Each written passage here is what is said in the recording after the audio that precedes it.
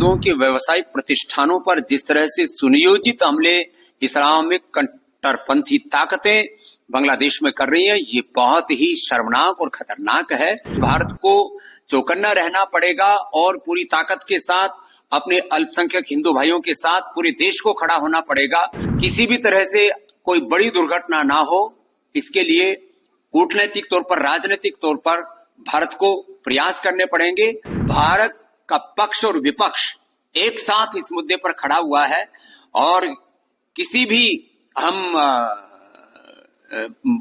बुरी से बुरी परिस्थिति का सामना करने के लिए हमें तैयार रहना पड़ेगा। जब हमने बांग्लादेश को जन्म दिया, जब हम बांग्लादेश बना सकते हैं, तो वहां पर रहने वाले अपने हिंदू भाइयों की रक्षा करने में भी पूर्ण तरह से समर्थ हैं। भारत के सामर्थ्य को हमें दिखाना होगा, जिससे कि वहां पर रहने वाले हिंदुओं की तरफ कोई आंख न उठा सके। भारत के प्रधानमंत्री वो एक बहुत बड़ी शख्सियत हैं और हिंदुओं की रक्षा कैसे करनी होती है उसको वो जानते हैं और उन्होंने की है। हिंदुओं के घरों, हिंदू मंदिरों और हिंदुओं के व्यवसायिक प्रतिष्ठानों पर जिस तरह से सुनियोजित हमले इस्लामिक कट्टरपंथी ताकतें बांग्लादेश में कर रही हैं, ये बहुत ही शर्मनाक और खतरनाक है।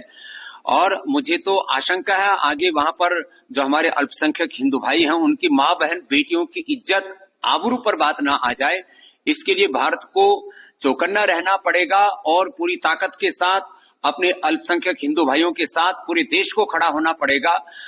किसी भी तरह से कोई बड़ी दुर्घटना ना हो, इसके लिए कूटनैतिक तौर पर, राजनीतिक तौर पर भारत को प्रयास करने पड़ेंगे।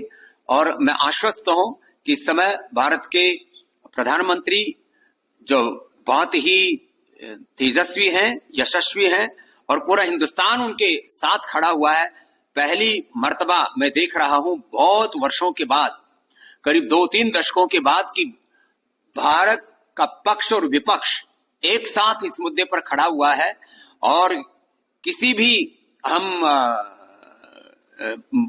बुरी से बुरी परिस्थिति का सामना करने के लिए हमें तैयार रहना पड़ेगा और जरूरत पड़ने पर भारत को हस्तक्षेप भी यदि करना पड़े तो भी। जब हमने बांग्लादेश को जन्म दिया, जब हम बांग्लादेश बना सकते हैं, तो वहां पर रहने वाले अपने हिंदू भाइयों की रक्षा करने में भी पूर्ण तरह से समर्थ हैं और इस भारत के सामर्थ्य को हमें दिखाना होगा, जिससे कि वहां पर रहने वाले हिंदुओं की तरफ कोई आंख न उठा सके।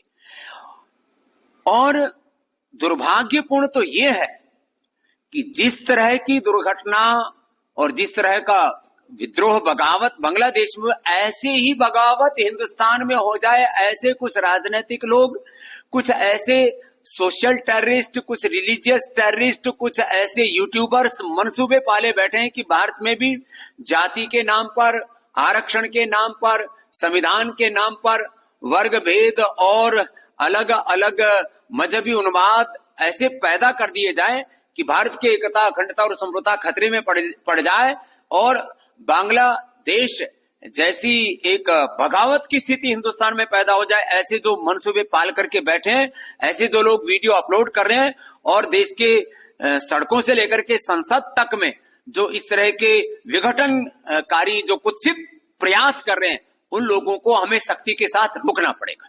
पूरी दुनिया में जैसे यहूदी लोगों पर कोई अंगुली नहीं उठा सकता, क्योंकि पूरी दुनिया के यहूदी एक है, ताकतवर है। ऐसे ही पूरे हिंदुस्तान के 100 करोड़ से ज्यादा हिंदुओं को एकजुट रहना होगा और साथ ही साथ इतना ताकतवर बनना पड़ेगा। जब मुट्ठी भर यहूदी लोग ताकतवर होकर के और यूनाइट होकर के पूरी दुनिया में अपने आत्मसम्मान और स्वाभिमान की रक्षा कर सकते हैं, तो हम हिंदुओं को भी एकजुट होकर के अपने 100 करोड़ से अधिक हिंदुस्तानियों की और जो पूरी दुनिया में हमारे करोड़ों हिंदू जो अल्पसंख्यक हैं अलग अलग देशों में, वो भी करोड़ों की संख्या में, उनकी भी हमें रक्षा करने के लिए संगठित रहना पड़ेगा, प्रतिबद्ध रहना पड़ेगा और पूरी ताकत के साथ राजनीतिक तौर पर, राष्ट्रीय तौर पर और वैश्विक तौर पर उनके साथ खड़ा होना पड़ेगा। सरकार को हस्तक्षेप करना चाहिए। सरकार को यदि जरूरत होगी तो हस्तक्षेप भी करेगी, क्योंकि भारत के प्रधानमंत्री वो एक बहुत बड़ी शख्सियत हैं और हिंदुओं की रक्षा कैसे करनी होती है उसको वो जानते हैं और उन्होंने की है।